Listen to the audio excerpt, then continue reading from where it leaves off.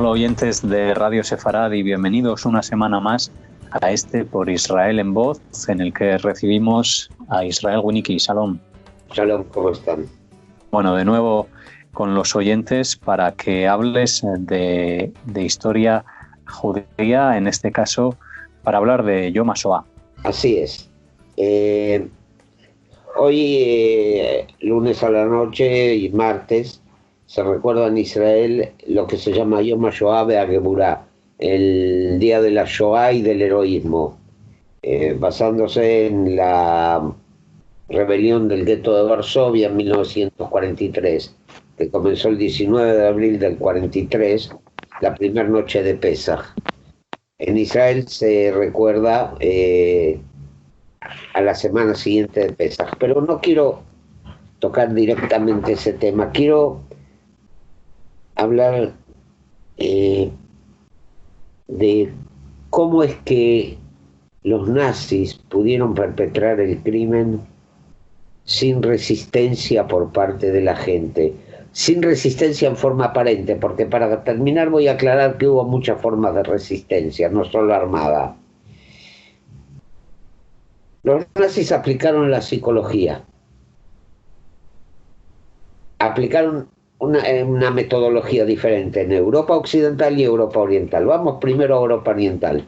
Los judíos estaban distribuidos de la siguiente manera, sobre todo en Polonia. Había comunidades muy grandes en grandes ciudades como Lodz o Varsovia o Cracovia, y había lo que se llamaba el shtetl, el pequeño pueblito con una mayoría de habitantes judíos que tenían sus rabinos, sus matarifes, sus dirigentes, sus instituciones. Muy bien. Ahí los judíos habían vivido por generaciones.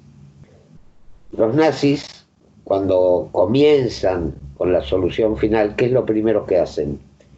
En los shtetl, en esos pueblitos, asesinan a los dirigentes, rabinos, el presidente de la comunidad, los encargados de la sociedad de entierro, todo lo que era importante dentro de la comunidad. Al resto se los trasladaba a las grandes ciudades donde marcaban barrios. Ahí el judío de Europa Oriental se encontraba con algo conocido, el gueto. Ya en la memoria de los judíos de Europa Oriental, el gueto era algo reciente todavía. No nos olvidemos que hasta la caída del zar existía en Rusia lo que se llama la zona de demarcación, zona donde solo era el único lugar del imperio donde los judíos podían vivir. Ok, estaban en el gueto. Primero, los nazis asusaban a los no judíos contra los judíos para que realizaran pogroms. Entonces los concentraban en el gueto, según ellos, para proteger sus vidas. Dentro del gueto les creaban un autogobierno. Hasta ahí todo muy conocido para el judío de Europa Oriental. Tenía sus dirigentes, vivía en sus zonas separadas. Después empezaba el juego. Establecían fábricas. Para trabajar en las fábricas se repartían tarjetas de trabajo. Pero había dos tipos de tarjetas, rojas y amarillas, por ejemplo. Había quienes decían, no, las rojas son las que sirven, las amarillas no. Había quienes decían lo contrario. Entonces, iban a la pesca de esas tarjetas. Y había algunos que se negaban a ir a buscarlas. De pronto había una redada, se llevaban a todos los que tenían la tarjeta roja. Los que tenían la amarilla decían, ven, esta es la que sirve. Pero después venía otra redada y se llevaban a todos, los que tenían rojas, amarillas y los que no tenían tarjeta. Y otra vez volvían a empezar el juego, hasta que llegaba el momento en que los deportaban a los campos. ¿Quiénes son los que llevaban a los judíos de los guetos a los trenes? La misma policía judía. Los nazis no eran los que los llevaban, la policía judía. Ellos los escoltaban hasta los trenes. Muchas veces la policía judía intentaba salvar gente, otras no podía o no quería, estaban en un puesto.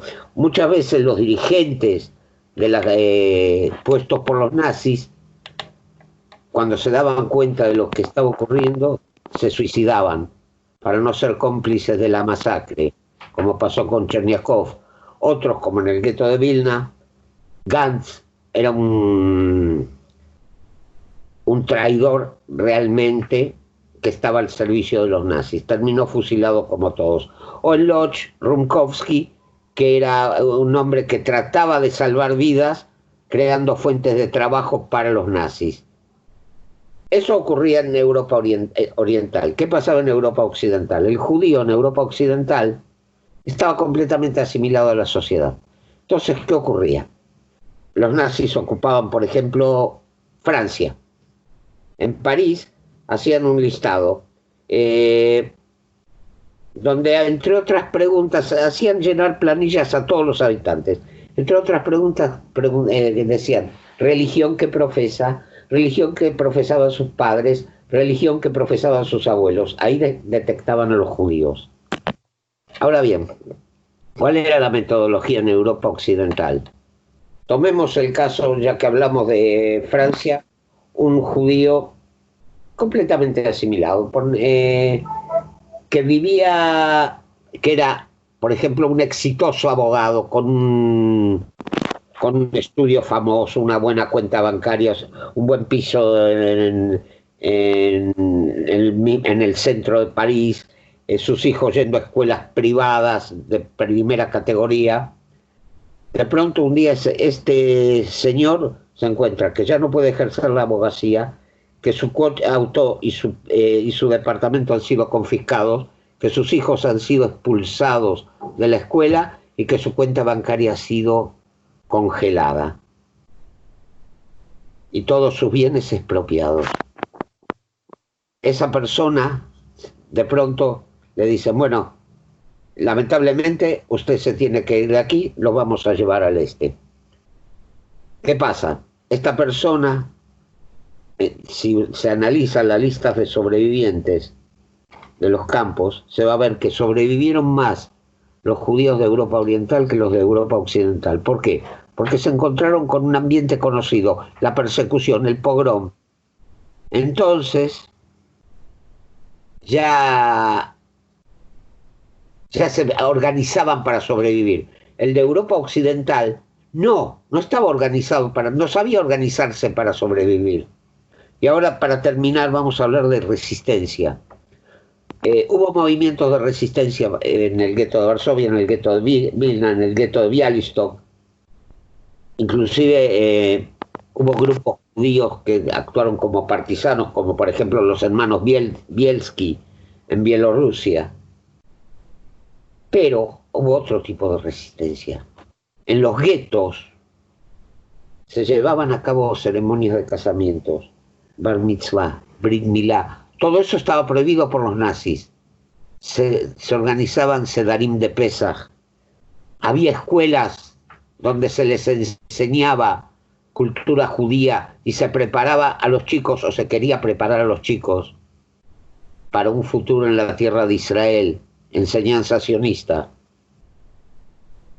Y por último, la resistencia más sublime fue la de un médico pediatra, el doctor Janusz Korczak, que dentro del gueto mantenía un orfanato, que era una verdadera república de los niños. En 1942 los nazis decidieron liquidar el orfanato. A Korczak, que era una figura reconocida, se los quiso salvar, los mismos nazis querían salvarlo, pero él y sus enfermeras prefirieron ir con los chicos en el tren de la muerte hacia Treblinka. Que sea el recuerdo de todos los caídos en la Shoah, tanto aquellos que han caído con las armas en la mano como los que fueron asesinados, bendito para siempre. Amén. Pues con este recuerdo despedimos Por Israel en Voz de una semana que comienza en Radio Sefarad y a la que les invitamos a sumarse a todos los oyentes en este y en otros programas. Gracias, Israel Winnicki. No hay por qué. Hasta la próxima, si Dios quiere.